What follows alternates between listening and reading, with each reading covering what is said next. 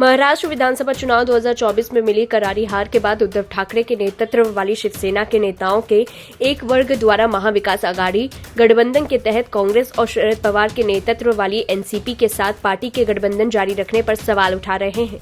तो वहीं कांग्रेस खेमे में भी यूबीटी को लेकर ऐसा ही कहा जा रहा है। इसी बीच एकनाथ शिंदे गुट के नेता रामदास कदम ने शिवसेना यूबीटी प्रमुख उद्धव ठाकरे को लेकर बड़ा ही चौंकाने वाला बयान दे दिया। शिंदे गुट के नेता रामदास कदम ने कहा है कि आने वाले वक्त में अब वो दिन दूर नहीं जब उद्धव ठाकरे रात के अंधेरे में परिवार को साथ लेकर देश छोड़कर जाएंगे। रामदास कदम ने महाराष्ट्र चुनाव के नतीजों के बाद ईवीएम पर उठाए सवालों को लेकर भी निशाना साधा। रामदास कदम ने कहा कि उद्धव ठाकरे ने शिवसेना संस्थापक बाल ठाकरे की विचारधारा का अपमान किया।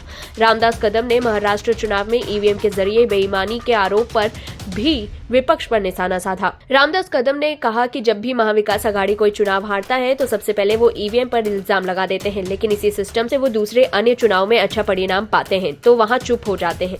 ये ईवीएम पर आरोप लगाकर महाराष्ट्र की जनता को सिर्फ भटकाना चाहते हैं। दरअसल उद्धव ठाकरे ने हाल ही में हारे हुए उम्मीदवारों की बैठक बुलाई थी, जिसमें ईवीएम में गड़बड़ी के मुद्दे को उठाया गया था और इसी के साथ कुछ हारे हुए उम्मीदवारों ने उद्धव ठाकरे से स्वतंत्र चुनाव लड़ने का मुद्दा भी सामने उठाया था।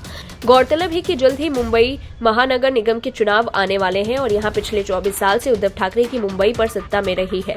इसे देखते हुए यूबीटी नेता बीएमसी चुनाव अपने दम पर चुनाव लड़ने के लिए उद्धव ठाकरे पर दबाव बना रही है। ऐसे में अब ये सवाल उठता है कि क्या उद्धव ठाकरे बीएमसी चुनाव स्वतंत्र लड़ेंगे। महाविकास आघाड़ी गठबंधन में शिवसेना, कांग्रेस और एनसीपी में मतभेद देखने को मिल रहा है। हालांकि कांग्रेस नेताओं ने यह भी कहा कि इस मुद्दे पर फाइनल फैसला केंद्रीय पार्टी नेतृत्व पर निर्भर करेगा।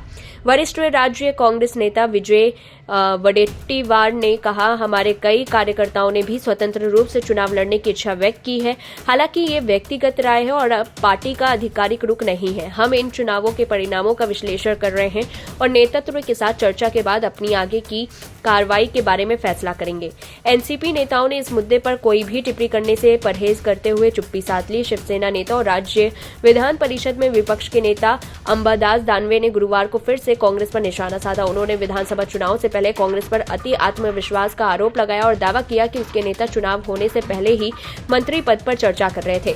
उद्धव सेना ने महाराष्ट्र विधानसभा चुनाव 2024 में 97 सीटों पर चुनाव लड़ा था, जिसमें से केवल 20 सीटों पर ही जीत दर्ज कर पाई।